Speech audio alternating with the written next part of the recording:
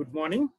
Myself, Mr. Ravi Kumar, working as an assistant professor in Daddy Institute of Engineering and Technology, Visakhapatnam.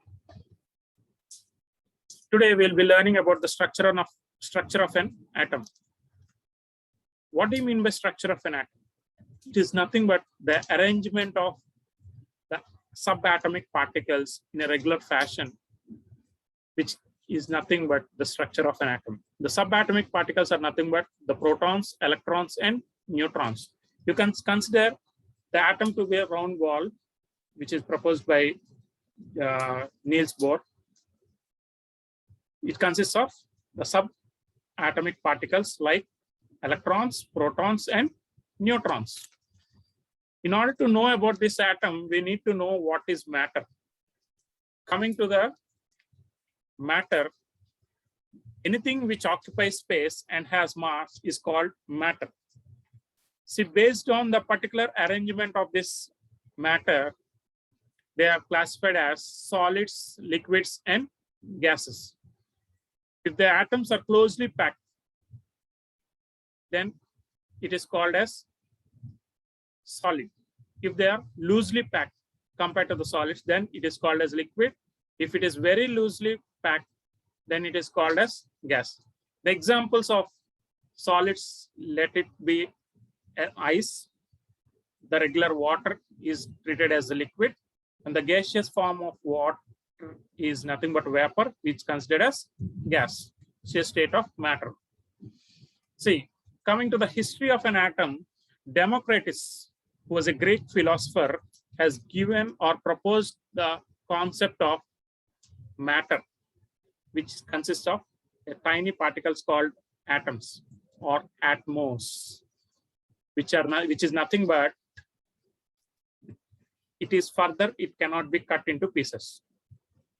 But the first scientific theory was carried out by John Dalton in 1800s. Later in 1800s and 1900s, many scientists have given their models and have given each of this model had their own merits as well as demerits, out of which the most notable contribution by some of the scientists are Dalton, J.J. Thomson, Rutherford, and Niels Bohr. They have given much more contribution to the structure of an atom. Let us see each and every atomic theory or atomic model based given by these various scientists. First of all, we'll be seeing about the Dalton's theory. Dalton was a chemist as well as physicist. He is known for his atomic theory. He has given various postulates in which every matter consists of or made up of atoms. The atoms are indivisible. Indivisible means they cannot be further cut into or further divided into any particles. The specific atoms has only one type of atoms in them. Each atom has its own constant mass that varies from element to element. Atom undergoes rearrangement during a chemical reaction. Atoms can neither be created nor destroyed, but can be transferred from one form to the other form. These are the postulates. These 6 are the postulates given by Dalton. Whereas there are other demerits of this atomic theory. This theory was unable to explain the existence of isotopes. What do you mean by isotopes? Isotopes are nothing but the atoms of same elements which are having same atomic number but different mass number. These are called as isotopes. And it is not clearly explaining the structure of an atom. Therefore, this theory has gone into vain after some time. Later, many others have gone or contributed to the atomic models. The next is J.J. Thomson. Here, he is one of the major important scientists in the field of physics because he has got the Nobel Prize and he has found out the subatomic particles. The atom consists of further small particles which are called as electrons, protons, and neutrons. He has found out electrons and he has got the Nobel Prize for that based on the experiment of cathode ray tube. Now we'll be seeing the experimental setup of cathode ray experiment. Here, it consists of an cathode ray tube. Here, when you're giving high voltage supply and switch on, what happens is some light spot is falling on a zinc sulfide screen. What happens when you're giving high voltage supply to this cathode tube, what happens is a fine spot or light is found on a zinc sulfide screen. What happens is there are some materials responsible for the focus of that light on this screen. From this, he concluded that there are some other particles when you're giving some energy to the cathode tube. See, here we'll be seeing this. When supply is given, there are some light particles or some particles which are falling on the screen, and a spot is observed here. If you are applying some external field if you are applying, then what happens is this beam of light is being attracted towards the positive terminal of the external beam. What happens? See, this is positive terminal that is being attracted towards it. The beam is being attracted towards the positive terminal, which implies that this is a negatively charged beam, because positive and negative will be attracting each other. Since it is coming towards the positive terminal, he has concluded from this experiment that the cathode rays are made up of negatively charged particles, which are called as electrons. Coming to the charge of an electron, it is 1.6 into 10 power minus 16 coulombs, and the mass of electron is 9.1 into 10 power minus 31 kg. See, this J.J. Thomson model is also called as plum pudding model, because here what he has said is atoms are made of positively charged substance with negatively charged electrons scattered around this positive charge like resins in a pudding. Therefore, this model is also called as plum pudding's model. See, coming to the limitations, this model does not clearly explain the stability of an atom and has not given the concept of other subatomic particles. Next is Rutherford's theory, atomic theory.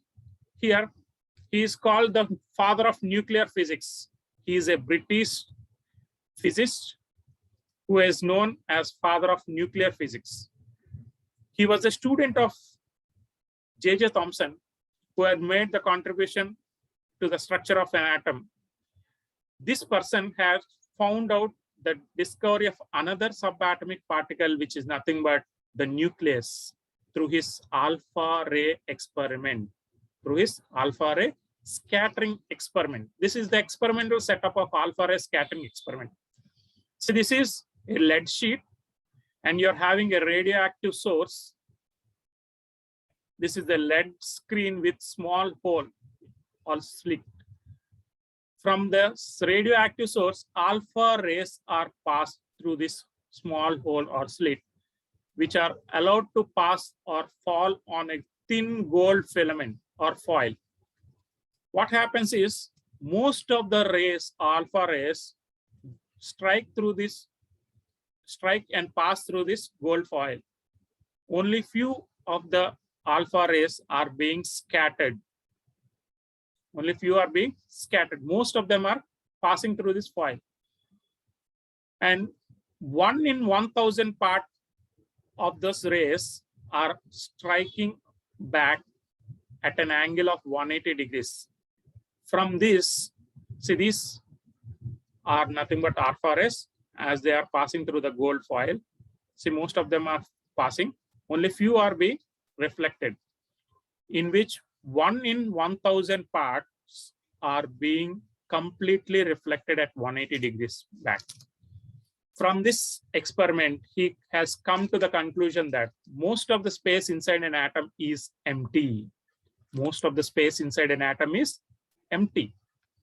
A few rays got reflected because of repulsion of some other positive particles inside the atom. See, we are passing an alpha ray. Alpha ray is nothing but a positively charged ray, positive ray. Positive ray will be reflected when you're having another positive charge in its path. Therefore, it is being reflected. In the same manner, 1 in 1000 of ray is very strongly being reflected backwards at an angle of 180 degrees. From this, he has concluded that there is a very strong positive charge in the center of the atom. He called that positive charge as the nucleus of the atom. See, this is the atomic model or atomic structure of Rutherford, which is given by Rutherford. The nucleus is at the center of the atom, where most of the charge and mass is concentrated. The atomic structure is spherical according to him, and electrons revolve around the nucleus in circular orbits, similar to the way the planets revolve around the sun. See, this Rutherford's model also did not explain the stability of an atom. And if electrons revolve continuously, the spectrum should be continuous spectrum. But in reality, it is not a continuous spectrum, but we see a line spectrum. Therefore, these are the limitations of this Rutherford atomic model. Finally, Bohr has given some other theory, which is generally or mostly accepted by many of the scientists. See, he is a Danish physicist who made fundamental contribution to the atomic structure, and he has got Nobel Prize. He has got the Nobel Prize in physics for his atomic structure theory. Most of them accepted this atomic theory. This theory is based on Planck's theory of quantization. These are the various postulates of Bohr. The electrons inside the atoms are placed in discrete orbits called stationary orbits. The energy levels of these shells can be represented via quantum numbers. Electrons can jump from one higher level to the other higher level, or from one level to the other level, by either absorbing the energy or by emitting the energy. They can shift from one orbit or one higher orbit to the other orbit by either gaining the energy or giving the energy. As long as electrons stay in its own stationary orbit, there is no absorption or release of energy.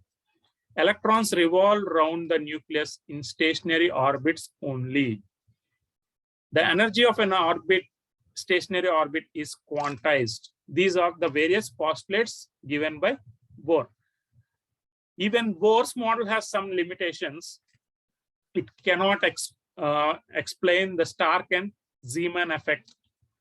Bohr's atomic structure works only for single electron species such as hydrogen, helium, lithium, beryllium.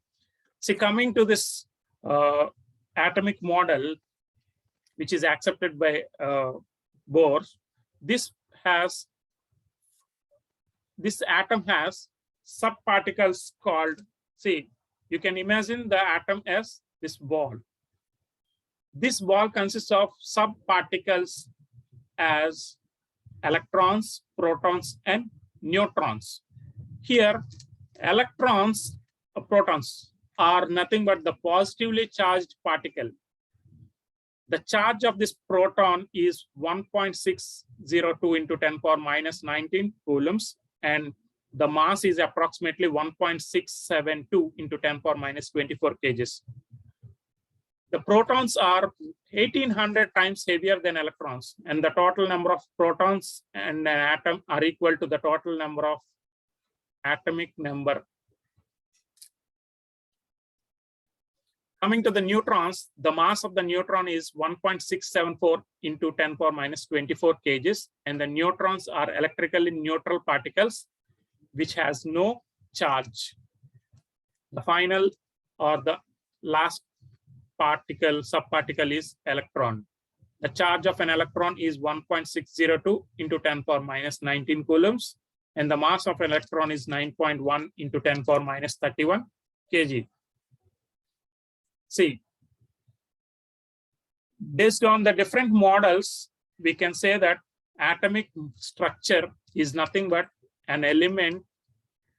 The atomic structure is nothing but the arrangement of electrons, protons, and neutrons in a regular fashion. The atomic structure of matter is made up of protons, electrons, and neutrons. The center part of the atom, which consists of electrons and protons, which consists of protons and neutrons, is called the nucleus of an atom. Whereas the electrons revolve around the nucleus of an atom. Only the electrons will be revolving because they are very light compared to the protons. The atomic number of an atom describes the total number of protons in its nucleus. See, if you see the center part, which is nothing but the combination of protons as well as neutrons, which is nothing but the combination of these two particles, is called as nucleus of an atom. Whereas the other particles which are revolving around this nucleus is nothing but the electrons.